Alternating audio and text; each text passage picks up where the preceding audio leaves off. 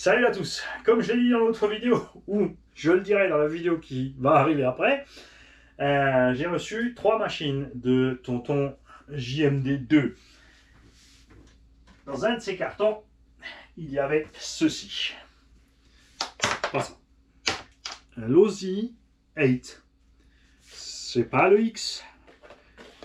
C'est pas le 2. C'est le 8 tout court. Premier du nom. Cette machine était équilibrée poids vers l'arrière. Bac à batterie à l'arrière, moteur à l'arrière. Ici, on met le vario. Ce qui change grandement du comportement des bécanes actuelles qui ont le poids devant. Pourquoi ils ont fait ça? Parce qu'à l'époque, il y avait encore plus de nitro. Et nitro avait le poids derrière. Mais nitro le poids derrière parce qu'ils ont moins de gouache. Ils ne sont pas reliés direct. Donc, pour l'équilibre, ça se passe un peu autrement. Alors qu'en brochette, on a tellement de patates et de sauce et de jus que de toute façon, il vaut mieux avoir devant parce que tu peux large rattraper l'assiette. Machine éprouvée. Attention, filetage US. Bien sûr, hexagone de 17. Anthrax, un minimum réglable. Tu peux changer un petit peu plus ou moins l'anthrax. Bras de suspension, tu vois, à l'époque, ils n'étaient pas énormes, mais ils sont toujours là parce que ça casse rarement. La structure n'a pas beaucoup changé entre le 2, le 3, etc. Et c'est sur cette base aussi qu'a été fait le Losi 5T. Ils ont pris ça, ils l'ont agrandi. Basta. On avait des tourelles en 70-75 T6 d'excellente qualité, avec un bel usinage. Et... ouais, ah si, là-bas aussi d'origine. Tu as les petits fraisages et tout ce qu'il faut. Pour l'ancrage, bien sûr, multiple pour les biellettes. Ce qui change donc le centre de roulis et la hauteur de roulis. Pour un ancrage multiple pour les suspects. Avant et arrière, mais pas en hauteur. Par contre, un débattement balèze. Au niveau des suspects, on est ferme devant, souple à l'arrière. Ça me plaît beaucoup. Roulement épaulé encore sur les diffs. Ça, je suis pas fan, mais ça va. Au centre, ça tient bien, ça bouge pas trop. Caractéristique donc à Losi, et pas seulement Losi, c'est juste que là, actuellement, c'est les seuls qui font encore ça. C'est pas les seuls. Je veux dire même que c'est même pas eux qui ont commencé. À savoir que Huntsman avait sorti ça déjà, de mettre la couronne arrière de diff de l'autre sens, vers là, pour pouvoir décaler l'arbre de transmission sans avoir un angle. Donc avantage, on est droit ici. Inconvénient, ici, la pression est différente, même si dans le principe c'est la même chose. On a constaté, moi qui ai roulé plusieurs châssis avec les diffs décalés par rapport à des châssis avec le pignon d'attaque centré sur diff, que point de vue effort sur la transmis, on avait légèrement moins de roue libre et moins de rendement. Ça reste minime, surtout que les puissances des brushless. On a une boîte radio énorme. On avait le palonnier plastique livré avec, qui a une cale, il y a un insert dedans. On a mis à l'intérieur. Et d'origine aussi, ce machin-là avait une couronne. Ah bah non, elle est aussi là. Si, elle est là. Une couronne plastique. Bah non, celle-là non plus, elle n'est pas en plastique. Mais enfin. Ah ça, c'est funky. À 36 000 couronnes acier.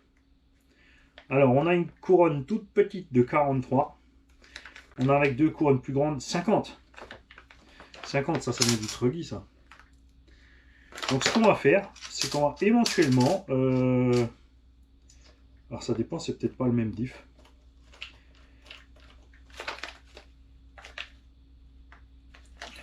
Est-ce que ça, c'est... si, c'est bon.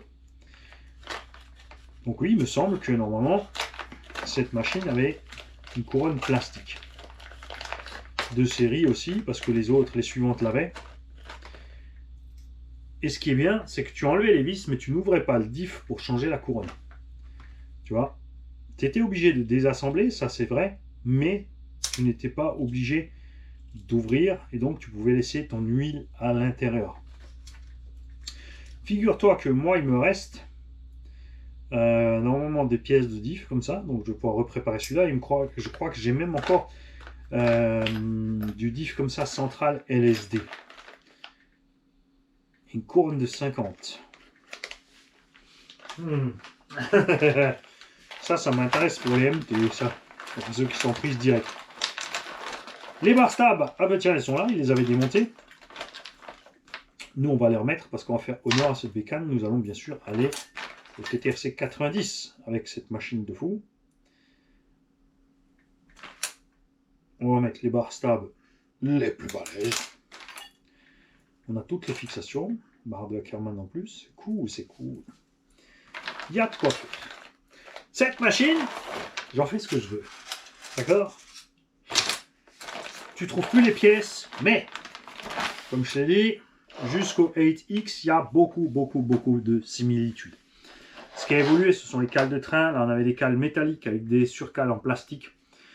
Et là, maintenant, tu as tout de suite la LU70-75 T6. Le châssis aussi était plus basique, sans fraisage, sans rien. L'avantage du châssis plus basique sans fraisage, c'est qu'il ne prend pas de bosse. Les châssis étroits, enfin fins, avec des fraisages et des usinages partout, ont tendance à se faire bosseler la citrouille assez vite. Est-ce que je vais avancer la batterie pour ramener l'équilibre au goût du jour, ou est-ce que je vais tout laisser derrière pour faire un buggy? Parce qu'on a le Mugen qui a l'équilibre un peu mieux réparti. Enfin, il a aussi le moteur derrière, mais il est réparti autrement sur la batterie. Du coup, il me faudra encore un buggy qui a le poids complètement devant. Est-ce que je vais prendre un MIE2? Et si déjà on s'amuse à faire des petits combats au buggy, il faut au moins des buggy. Hein. On avait déjà à l'époque la direction qui était faite avec ce qu'on appelle des clous, parce qu'il y a un petit rebord, et le BTR par devant, ce qui permet juste de desserrer le BTR et de sortir le clou. Ça se dessert jamais, ça part jamais, ça casse pas. Obitech Rock Buggy, s'il te plaît, peux-tu faire un truc pareil? Hein? On a suffisamment de roues pour équiper la bécane. On a reçu une carrosserie avec, donc ça c'est super aussi. Et je pense mettre ce moteur dessus. C'est un 4 pôles 1700 kV en 40-68. Ça fait pas beaucoup de kV, mais on peut mettre la toute petite couronne libre avec de 43, un pignon un peu plus gros. On peut y coller 6 je sais pas trop. À moins que j'y fous le combo du Max Lash, et le Max Lash on met du vitesse tout de suite. Les amortos avaient déjà des purgeurs, sauf si c'est une option que tonton a acheté parce qu'il y a eu un souci que ses capuchons étaient trop bouffés. Peut-être qu'à un moment il a acheté les autres capuchons. Ah mais il y a encore un diff là. Donc de toute façon je pourrais faire un diff central direct déjà prêt avec ce qu'il faut. Ça j'aime bien. Je pense pas que je vais m'amuser à le nettoyer avant de le préparer, comme ça on pourra tout de suite aller cochonner, c'est quand même un shrapnel. Tout ce qui est biellette, échappe, comme tu peux voir, c'est surdimensionné. On a des filets de M5 sur la bécane déjà. C'est du délire. Ça à l'époque c'était costaud. Mais bon, là ils ont fait moins costaud parce qu'ils ont changé de matériaux et ils ont voulu alléger un petit peu la bête. Hein. Je vois juste là que le débattement qu'on a, on est par contre un peu limite au niveau de l'axe. Oh là là, oui. L'axe il est à ras de la noix là. Et en pleine compression aussi. C'est dommage ça. On a tout cet espace sur la noix, donc ça veut dire qu'ils n'avaient pas tout à fait bien foutu leurs angles. À l'arrière aussi, on est limite. Mais ça va. On pourra peut-être tricher un peu sur le carrossage, on verra ça. Alors, je vais te mettre 4 roues sur la citrouille. Et je vais regarder un peu ce que ça donne. Parce que là, maintenant, j'ai envie de voir ce que ça dit. Du coup, Manu, il faut que tu récupères le mot de tonton JMD qui était dans le carton quand tu as montré le granit à vendre.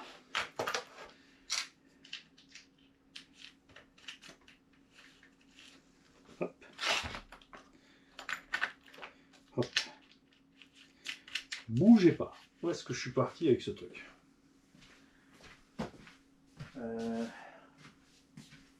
Il est là. Alors, l'Aussie 8E, diff avant 150 000, centre 30 000, arrière 40 000. Un peu étrange comme choix, ça laisse partir beaucoup de puissance devant quand même, avec la 40 000, 30 000 au centre. Quoi? Ah non, c'est 30 000 arrière. Une 40 000 huile de suspecte, à mon avis, il y a une boulette. Ah non, non, et 40 000 arrière, ok. Donc 40 000 à l'arrière, ça fait beaucoup. 150 000 devant aussi, sur un buggy. Et 30 000 par contre au milieu, ça fait pas beaucoup du tout.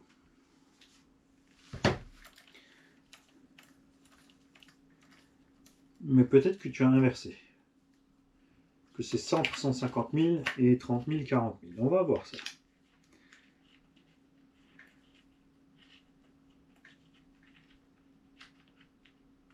Surtout que le poids est en arrière sur l'engin. Donc mettre de l'huile fine comme ça au centre. Ah oui, on a un problème de... Ok. Les biellettes n'ont pas été remontées au bon endroit. C'est pour ça qu'on a ce carrossage de fou à l'arrière. Il faudra les ramener sur les trous extérieurs. Donc suspect, j'aime bien. Diff arrière, super détendu. Diff avant, ça va. Et centrale. Ouais, donc c'est bien. On a 150 000 au centre, c'est sûr. 40 000 devant et derrière, par contre, il n'y aura pas 30 000, hein, plutôt 10. Et suspension, ça va bien. Enfin, plutôt raide à l'avant, carrément. Pour un engin qui a tout le poids derrière, ça me paraît un peu raide en huile, toute cette histoire-là. Bien évidemment, là, on n'a pas les éléments électriques à bord. On fera ça en dernier.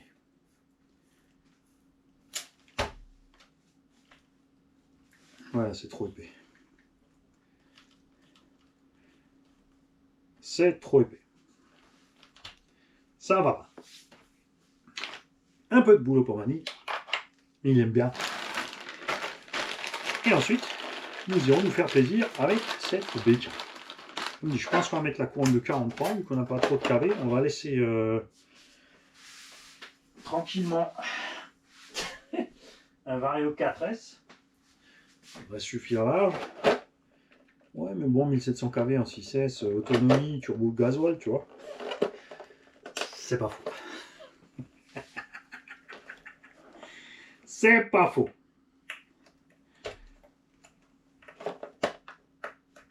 Donc j'ai le Mugen, j'ai le Losi, j'ai le Team Magic. Si je rachetais encore un VSE2. Non, on fera ce qu'il faut.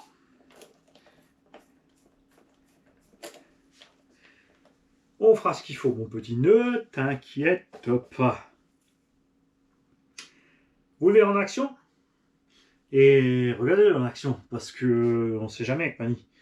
Mani, des fois, il fait des jeux gratuits, il fait des jeux avec des questions, il faut regarder les vidéos de run.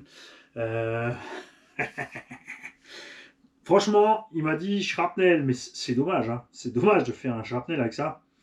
Alors, il y a écrit beaucoup de jeux de biellettes, cellules de diff, etc. Il y a 3 diffs et 2 satellites, je ne ferai... Il y a 3 diffs à 2 satellites, je ne ferai pas un CT. Le président acheteur l'a déjà fait 2 jours après, retour du colis, victime de plusieurs autres achats. Ok, donc il avait déjà vendu cette machine et le gars lui a renvoyé. Après, quand tu achètes un truc pas cher, parce que tonton GMD, il n'est pas gourmand sur les prix, franchement, et il est clair sur les photos et le descriptif, tu vois, il cache rien, donc... Et les mecs, il faut se réveiller. Hein. Donc ça c'est rigolo qu'il y a 2 satellites partout seulement. Ce qui explique que même avec l'huile un peu plus épaisse, ça reste aussi fluide.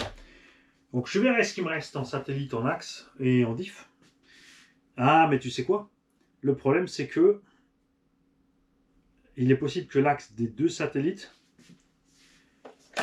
n'ait pas le fraisage au centre et que pour passer à 4, tu sois obligé de changer les 2 axes.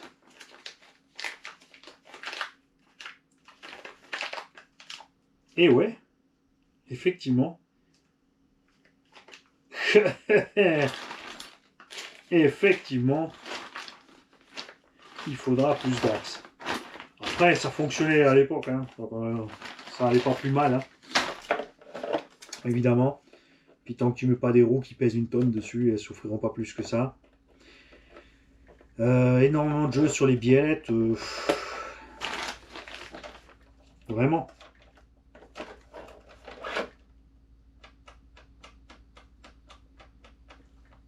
Ouais, les sphères sont déjà alues. Bah, ouais, c'est pas tant la mort que ça, hein. Franchement, c'est plus les roulements et les porte-fusées dans le truc, hein. Mais c'est rien par rapport au shrapnel qu'on avait. Moi, j'avais un shrapnel, j'avais 1 cm de jeu par roue, le machin il roulait à 104 tout droit. Hein? T'inquiète pas. On va te refaire une beauté. Il n'y a pas de problème. T'es pas trop lourd, hein? On pourrait te transformer en SC3S pour rouler sur la moquette aussi, hein? Hein? Non, c'est quand même plus lourd qu'un SC. On verra ça. Les gars, je vous souhaite une belle journée. Je vous dis à demain. Là, c'est le mois de décembre. Hein. Ah, mois de décembre, je lâche un peu la bride. Je vous fais des vidéos un peu plus courtes. Il va y avoir des trous dans le programme. Et j'ai pas encore décidé ce qu'on fera au mois de janvier. Peut-être qu'en janvier, d'un côté, j'ai envie de vraiment sérieusement rediminuer le nombre de vidéos. Franchement, peut-être qu'une par jour. Une par jour. On fera que des vidéos RC Garage 68. Revenir un peu sur les bases. Faire une vidéo par jour. Un jour, ce matin, tu auras un unbox. Le lendemain, tu auras un essai. Le lendemain, tu auras une vidéo d'atelier. Tu vois, de plus faire un programme fixe, mais juste comme ça, tranquille. D'un côté, je me dis 3 par semaine, ça suffit aussi, que tout le monde ait le temps de l'avoir. Parce qu'il y a des gens qui me disent, écoute, j'arrive pas à suivre. J'arrive pas à suivre. D'un autre côté, j'ai fait une grande palette de vidéos. C'est parce qu'il y a des gens qui veulent voir ça. Il y en a qui veulent voir ça. Il y en a qui veulent voir ça. Et du coup, ils ont le choix. Moi, j'aime bien quand les gens ont le choix. Tonton, tu me diras pour les capuchons, comme dit, moi je pressens que tu as changé les capuchons parce qu'ils étaient déglingos, et tu as mis ceux de la nouvelle génération. On verra en ouvrant si tu les as mis du coup, si tu as laissé la membrane ou si tu les as passés en amorto purgé, n'est-ce pas? Et franchement, au prix que tu l'avais mis en vente, c'est un acheteur quand même compliqué, hein, parce que je fais rien un peu de jeu, sinon la machine n'a rien, quoi. Un coup de nettoyage, tu installes ton électro et go, quoi. C'est quand même... Oh, c'est un petit bruit de mini nitro. Allez, j'y vais. Salut.